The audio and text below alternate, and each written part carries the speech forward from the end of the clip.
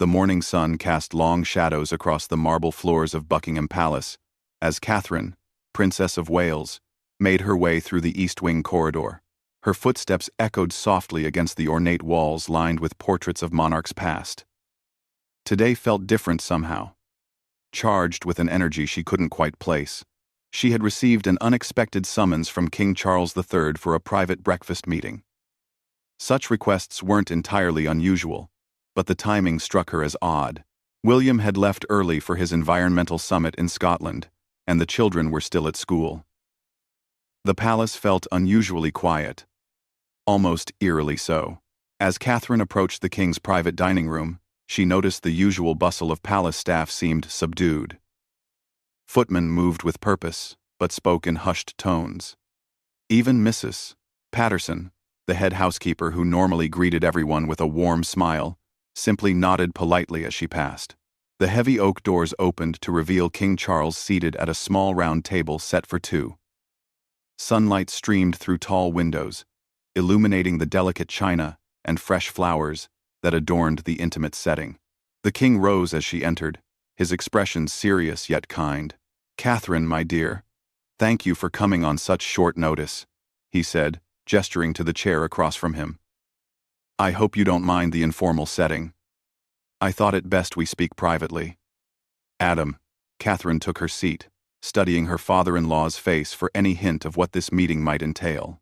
The king's usually jovial demeanor seemed restrained, almost cautious. "Of course, Your Majesty. Is everything all right?" Charles poured tea from an elegant silver service, his movements deliberate and measured. "I'm afraid we have a rather delicate matter to discuss. Something has come to my attention that requires immediate handling." The word sent a chill through Catherine. In her years as part of the royal family, she had learned to read between the lines of such carefully chosen phrases. When the king spoke of delicate matters, it usually meant trouble brewing somewhere within the monarchy's carefully maintained facade. "It concerns William," Charles continued, his eyes meeting hers directly. "More specifically, it concerns both of you." Catherine's breath caught slightly. She and William had been navigating the pressures of royal life with what she thought was admirable grace. Their public appearances were well received. Their charitable work was making genuine impact, and their children were growing up as normally as possible given their circumstances. "I'm not sure I understand," she replied carefully, maintaining the composure she had perfected over years in the public eye. The king set down his teacup and leaned back in his chair. Outside, the sound of tourists gathering at the palace gates could be heard faintly through the windows. "There have been whispers, Catherine, conversations in corridors, murmurs among staff, even discussions in Parliament. People are beginning to question certain decisions, certain directions the monarchy is taking." Catherine felt her pulse quicken, though she kept her expression neutral. "What sort of questions?" "The kind that threaten the very stability we've worked so hard to maintain," Charles said quietly. "There are those who believe William is moving too quickly, pushing boundaries that perhaps shouldn't be pushed. And there are others who think he's not moving quickly enough." The irony wasn't lost on Catherine. Throughout history, the royal family had been criticized for being too traditional and resistant to change. Now, it seemed, they were facing criticism for changing too much, too fast. The delicate balance between tradition and progress had always been the monarchy's greatest challenge. "What specific concerns have been raised?" she asked, though part of her dreaded the answer. Charles picked up a small leather folder from the side table and opened it carefully. "Intelligence suggests there's growing unrest among certain political factions. Some view William's environmental initiatives as overreach. Others see his social justice advocacy as inappropriate for the crown. And then there are those who question whether the monarchy itself has a place in modern Britain." The last statement hung in the air like a storm cloud. Catherine had always known this day might come, when the very existence of the institution they represented would be called into question. But she hadn't expected it to arrive so suddenly, or to involve her husband so directly. "What role am I meant to play in addressing these concerns?" she asked, though she suspected she already knew. You, my dear Catherine, are seen as the stabilizing force. The one who can bridge the gap between tradition and innovation, between the old guard and the new generation. Your popularity with the public is undeniable, and your influence over William is considerable. Catherine bristled slightly at the implication that she was meant to control or manipulate her husband. William makes his own decisions, Your Majesty. I support him, but I don't direct him. Of course not, Charles said quickly. I didn't mean to suggest otherwise. But you must understand, Catherine, that perception is often more powerful than reality in our world.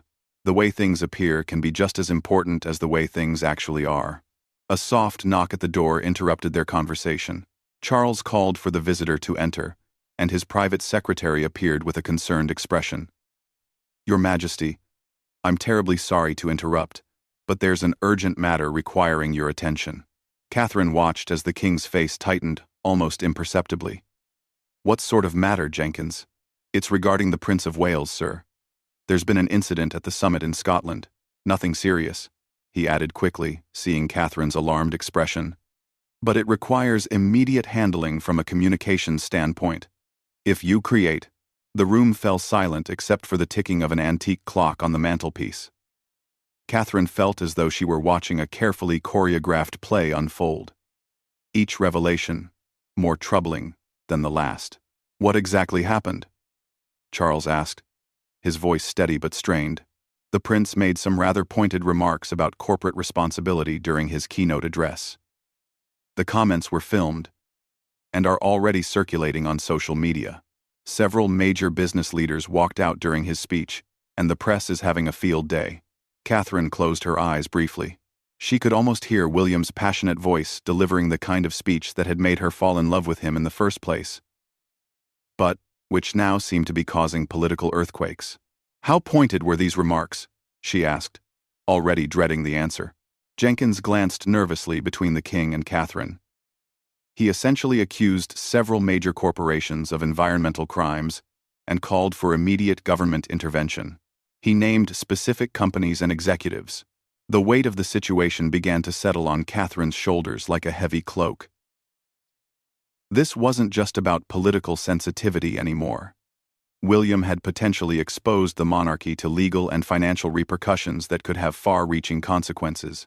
Charles stood slowly, his age seeming more apparent than usual. Jenkins, please arrange for an emergency communications meeting within the hour.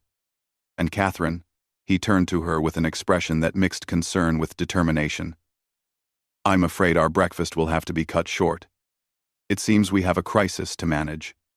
And, as Catherine made her way back through the palace corridors, her mind raced with the implications of what she had learned. The quiet she had noticed earlier now felt ominous rather than peaceful. Staff members she passed seemed to avoid her gaze, and she wondered how much they already knew about the unfolding situation. Her phone buzzed with a text message from William. Call me when you can. Things got a bit heated here, but I stand by every word. Catherine paused in an empty corridor, looking up at a portrait of Queen Victoria. The stern expression of her predecessor seemed to convey a silent warning about the challenges that came with wearing the crown. Even metaphorically, the weight of duty, the burden of representing something larger than oneself, the constant balancing act between personal conviction and public responsibility. She thought about her children, safely at school, and blissfully unaware that their father's words might have just shifted the very foundation of their future roles. She thought about the thousands of people whose livelihoods depended on the stability of the monarchy, from palace staff to tour operators to the countless businesses that thrived on royal tourism. But most of all, she thought about William, alone in Scotland, probably pacing his hotel room and wrestling with the same questions that now plagued her. Had he gone too far? Was standing up for his beliefs worth the potential cost to the institution? How could they navigate this crisis without compromising either their values or their duties? As she reached her private apartments, Catherine realized that the comfortable life she had built within the royal bubble was about to be tested in ways she had never imagined. The next few hours would determine not just the fate of William's environmental initiatives, but potentially the future of the monarchy itself. She picked up her phone to call her husband, knowing that their conversation would be one of the most important of their marriage. Outside, storm clouds were gathering over London, mirroring the tempest that was about to engulf the House of Windsor. The phone rang 3 times before William's familiar voice filled Catherine's private sitting room. The tension was immediately apparent in his tone, a mixture of defiance and uncertainty that she recognized from their most challenging moments together. "Catherine, I know what you're going to say," William began, before she could even speak. "But I had to do it." These corporate executives were sitting there, in their 1,000-pound suits, nodding politely while their companies destroy our planet. Someone had to call them out. Catherine sank into her favorite armchair, the one by the window overlooking the palace gardens. "William, I'm not calling to scold you, but you need to know that your father is in crisis management mode. Half of Parliament is apparently questioning our family's role, and now this." There was a long pause. She could hear voices in the background, likely his security detail and private secretary dealing with the media storm that was undoubtedly brewing outside his hotel. "How bad is it?" he asked finally, and she could hear the weight of realization in his voice. "Bad enough that the king called me in for an emergency breakfast. Bad enough that Jenkins interrupted us with news of business leaders walking out of your speech. William, they're saying you named specific companies and executives." "I did," he replied without hesitation. "Blackstone Industries has been dumping chemicals into waterways for years, while their CEO sits on environmental advisory boards. Morrison Corporation claims to be carbon neutral, while their factories pump out more emissions than small countries. Someone needs to hold them accountable." Catherine admired her husband's passion, the same fire that had drawn her to him during their university days. But she also understood the delicate ecosystem of power, politics, and public perception that surrounded their every move. "I understand why you did it, truly I do," she said carefully. "But you've put us in an impossible position. The monarchy is supposed to be above partisan politics, above commercial disputes. By naming specific companies, you've made us targets." The sound of hurried footsteps in the corridor outside caught her attention. Through her door, she could hear muffled conversations and the distinctive tone that palace staff adopted during emergencies. The machine was already in motion. Damage control specialists and communications experts mobilizing to contain whatever fallout was coming. "Catherine, I can't keep pretending that we're neutral when the planet is burning," William said, his voice rising slightly. "My son asked me last week why the polar bears are dying. What was I supposed to tell him? That Daddy has to stay quiet? Because it might upset some rich businessman?" She closed her eyes, feeling the familiar tug between her roles as wife, mother, and public figure. Prince George's innocent questions about environmental destruction weren't just hypothetical for their family. They were preparing their children to inherit a crown. But what kind of world would they be inheriting along with it? "I know this is important to you," she began, but was interrupted by a sharp knock at her door. "Ma'am, I'm terribly sorry," came the voice of her private secretary through the door. "The king requests your immediate presence in the blue drawing room. The Prime Minister is on his way." 2. Catherine felt her stomach drop. When the Prime Minister made unscheduled visits to the palace, it meant the situation had escalated beyond internal royal management. "William, I have to go. The PM is coming to see your father. This is bigger than we thought." "Catherine." "Wait." His voice was urgent now. "I need you to know that I won't back down from this." The line went dead, leaving Catherine staring at her phone and feeling more alone than she had in years. She understood William's conviction. But she also understood the machinery of constitutional monarchy that was now grinding into action around them. The blue drawing room was already bustling with activity when Catherine arrived. King Charles stood near the tall windows, his hands clasped behind his back as he gazed out at the courtyard. His private secretary was arranging documents on a mahogany table, while 2 other officials she didn't immediately recognize spoke quietly near the fireplace. "Ah, Catherine." Charles turned as she entered. Thank you for coming so quickly. I'm afraid the situation has deteriorated rather rapidly. How rapidly? She asked, though she wasn't sure she wanted to know. The stock prices of the companies William mentioned have already started falling. Social media is exploding with support for his comments, but also with calls for parliamentary investigation into royal overreach. And that's just in the last hour. One of the unknown officials approached them. Catherine recognized him now as Sir Marcus Thornfield, the cabinet secretary, one of the most powerful civil servants in the country. Your Majesty, Your Royal Highness. He nodded to each of them. I'm afraid I bring rather grave news. The Prime Minister is concerned that the Prince of Wales may have inadvertently triggered legal action from the corporations he named. Their legal teams are already examining his statements for actionable defamation. Catherine felt the blood drain from her face. Defamation suits against the royal family would be unprecedented in modern times, potentially exposing private royal finances and communications to public scrutiny through the legal discovery process. Surely they wouldn't dare, she said, though even as the words left her mouth, she realized how naive they sounded. Corporate legal teams weren't known for their deference to royal sensibilities. I'm afraid they would and they might, Sir Marcus replied grimly. Morrison Corporation's stock dropped 12% in early trading. That represents billions in market value.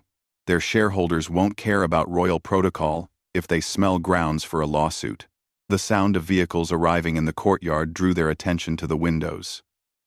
A convoy of official cars was pulling through the palace gates, led by the distinctive Jaguar that transported the Prime Minister.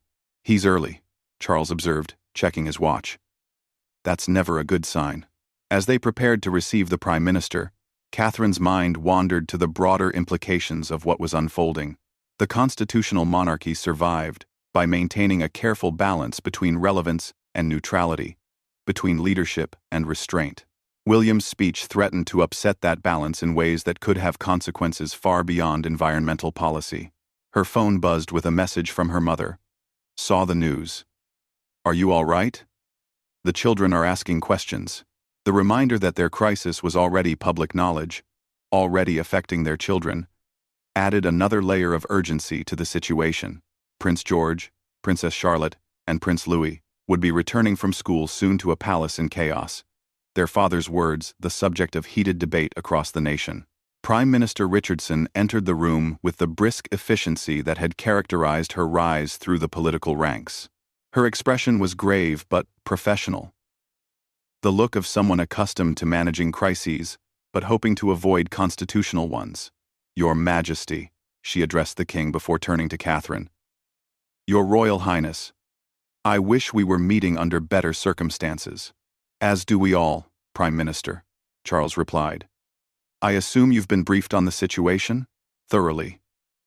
Richardson took a seat at the polished table, opening a folder thick with documents.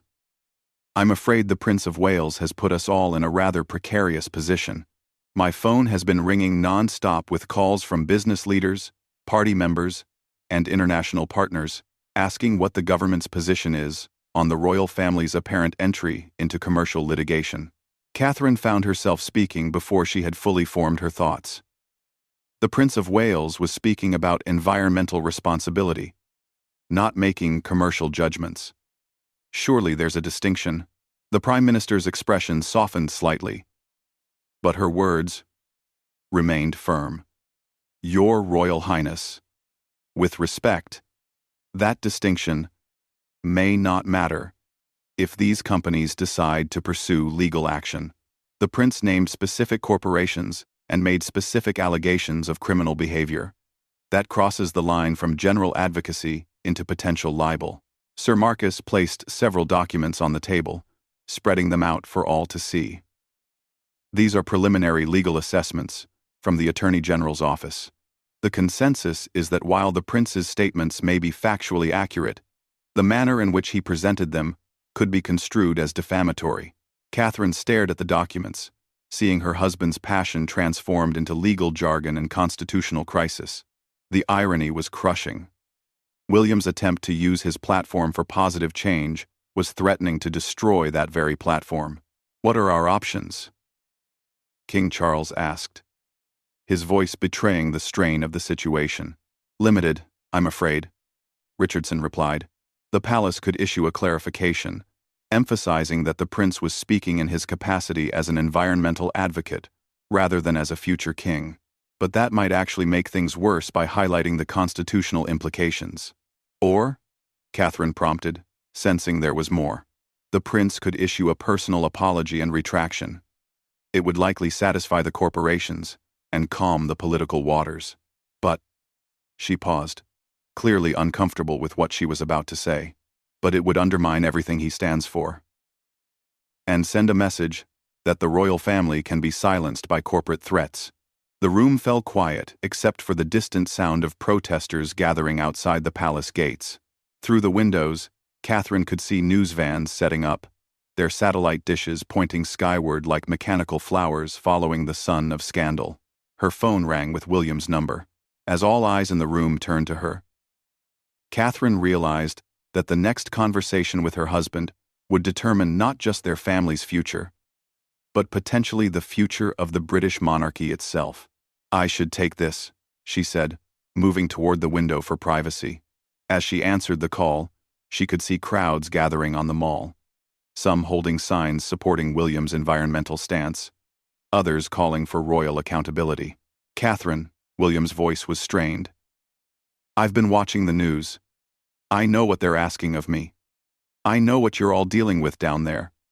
She pressed her forehead against the cool glass, watching as the crowds below grew larger.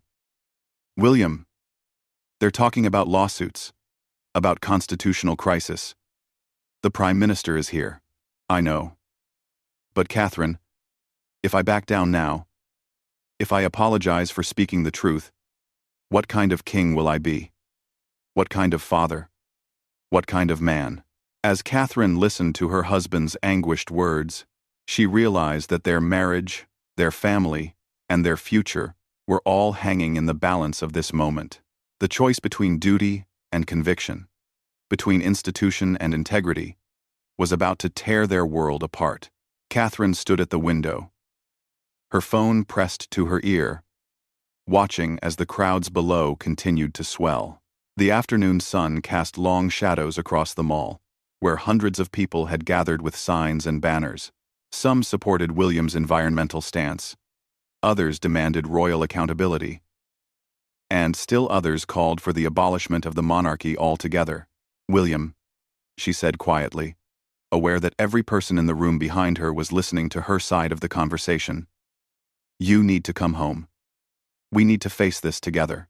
I can't leave yet. His voice was heavy with exhaustion and frustration. The summit doesn't officially end until tomorrow, and if I leave early, it will look like I'm running away. Through the phone, she could hear the chaos of his situation. Phones ringing, urgent conversations in the background, the controlled panic of a crisis in full swing. Her heart ached for him, knowing he was facing the storm alone while she dealt with the political aftermath in London. Your Royal Highness, Prime Minister Richardson's voice cut through her thoughts. I'm afraid we need a decision soon. The evening news cycles are about to begin, and we need to know how to respond to the mounting pressure. Catherine turned back to the room, phone still pressed to her ear. William, the PM needs to know our position. What do you want me to tell them? The pause that followed seemed to stretch for eternity. She could almost feel her husband weighing his options, calculating the cost of each possible choice. When he finally spoke, his voice was steady but resigned. Tell them I stand by every word I said. If corporations want to sue me for telling the truth about their environmental crimes, then let them. At least the legal discovery process will force them to reveal exactly what they've been hiding. Catherine closed her eyes, feeling a mixture of pride and terror at her husband's unwavering conviction. She understood his reasoning, but she also understood the catastrophic implications of what he was proposing. William, that's not just your decision to make, she said gently. This affects our children, the institution, thousands of people whose livelihoods depend on the monarchy's stability. And what about the thousands of people whose livelihoods depend on a habitable planet? He shot back. What about the children, who won't have a future, if we keep letting these corporations destroy everything for profit? Prime Minister Richardson was making urgent hand gestures, clearly wanting to speak directly to William. Catherine shook her head slightly, needing to handle this delicate conversation herself. "I need you to listen to me carefully," she said to William, her voice taking on the tone she used when their children needed to understand something important. "The king believes this could trigger a constitutional crisis. There are already discussions in Parliament about reforming the monarchy's role, potentially stripping away our remaining political influence entirely. Maybe that's what needs to happen," William replied, and Catherine felt her breath catch. Maybe the monarchy shouldn't have political influence if it means we can't speak out against injustice. The words hung in the air like a bomb waiting to explode. Everyone in the room had heard her sharp intake of breath, and she could feel their eyes boring into her back. The future King of England had just suggested that perhaps the crown's political power should be eliminated entirely. King Charles approached her slowly, extending his hand for the phone. She handed over the phone with trembling fingers, watching as her father-in-law prepared to have what might be the most important conversation of his reign. "William," Charles's voice was gentle but firm, "I understand your convictions, and I admire them, but you're not just speaking as an environmental advocate anymore. Every word you say carries the weight of the crown, whether you want it to or not." Catherine couldn't hear William's response, but she could see the pain in Charles's eyes as he listened. The king had spent decades preparing for his role, only to see his heir potentially dismantling the very institution he was meant to inherit. "Son, I'm going to ask you to consider something," Charles continued. "What if there was a way to achieve your environmental goals without destroying the monarchy in the process? What if we could use this crisis as an opportunity to redefine what royal leadership means in the 21st century?" The room fell completely silent. Even the distant sounds of the crowd outside seemed muted as everyone waited for William's response. Catherine found herself holding her breath, knowing that the next few moments would determine the course of their lives. Charles listened intently, occasionally nodding, his expression shifting from concern to something approaching hope. Finally, he handed the phone back to Catherine. "He wants to talk to you," he said simply. Catherine took the phone with shaking hands. "William, I've been thinking about what my father said." His voice was different now, more measured. "Maybe there is a third option. Something neither of us considered." "What do you mean?" "What if I don't apologize, but I also don't fight the lawsuits? What if I offer to step aside from the direct line of succession until this is resolved? It would remove the constitutional element while allowing the legal process to proceed." Catherine felt the room spinning around her. The suggestion was unprecedented, potentially catastrophic, but also strangely brilliant. It would satisfy the constitutional concerns while preserving William's integrity, but at the enormous cost of their family's future. "William, you can't be serious," she whispered. "You're talking about giving up your birthright, your children's inheritance. I'm talking about preserving my integrity and possibly saving the monarchy from a crisis that could destroy it entirely," he replied. "If the corporations want to fight me in court, they'll be fighting William Windsor, private citizen and environmental advocate, not the future King of England." Prime Minister Richardson was frantically scribbling notes, while Sir Marcus was already reaching for his phone, presumably to contact legal experts about the implications of such an unprecedented move. King Charles looked as though he had aged 10 years in the past hour. "Catherine," he said quietly, "ask him if he's truly considered what this would mean. Not just for him, but for George, for the line of succession, for everything." Catherine relayed the question, though she suspected William had been thinking about little else. "I've thought about it." William's voice was steady now, resolute. "George is 8 years old. By the time he's old enough to assume the throne, this will all be ancient history. Meanwhile, we'll have established a precedent that the royal family can speak truth to power without compromising the constitutional monarchy." The logic was sound, Catherine had to admit, even as it terrified her. William was proposing to sacrifice his own future to protect both his principles and the institution itself. It was either the act of a madman or a visionary. There's another consideration, William continued. The public reaction. Half the country supports what I said. If I step aside voluntarily to fight for environmental justice, I might actually strengthen public support for the monarchy by showing that we're willing to make personal sacrifices for our beliefs. Catherine looked around the room at the faces of advisors, politicians, and courtiers. She could see them beginning to process the political ramifications, calculating the potential benefits and risks of William's proposal. I need to come home, William said finally. We need to discuss this properly, all of us together. But Catherine, I want you to know that whatever we decide, I need you with me. I can't do this without you. You'll never have to, she replied automatically, though she wasn't entirely sure what this was anymore. As she ended the call, Catherine realized that her world had fundamentally shifted in the span of a single conversation. The comfortable certainties of royal life, the predetermined path that stretched out ahead of their family, had all been thrown into question. Prime Minister Richardson cleared her throat. Your Majesty, Your Royal Highness, I have to say that the Prince's proposal, while unprecedented, might actually offer a solution that satisfies all parties. It would remove the constitutional concerns while allowing the environmental and legal issues to proceed independently. King Charles was staring out the window at the crowds below. It would also mean preparing George for a responsibility that might come much sooner than anyone anticipated. Catherine thought about her eldest son, still innocent enough to believe that being a future king was mostly about wearing crowns and living in castles. How could they possibly prepare an 8-year-old for the reality that his father might voluntarily step aside from his destiny? There's something else to consider, Sir Marcus interjected. If the prince voluntarily removes himself from the succession, even temporarily, it would set a precedent that future heirs could do the same.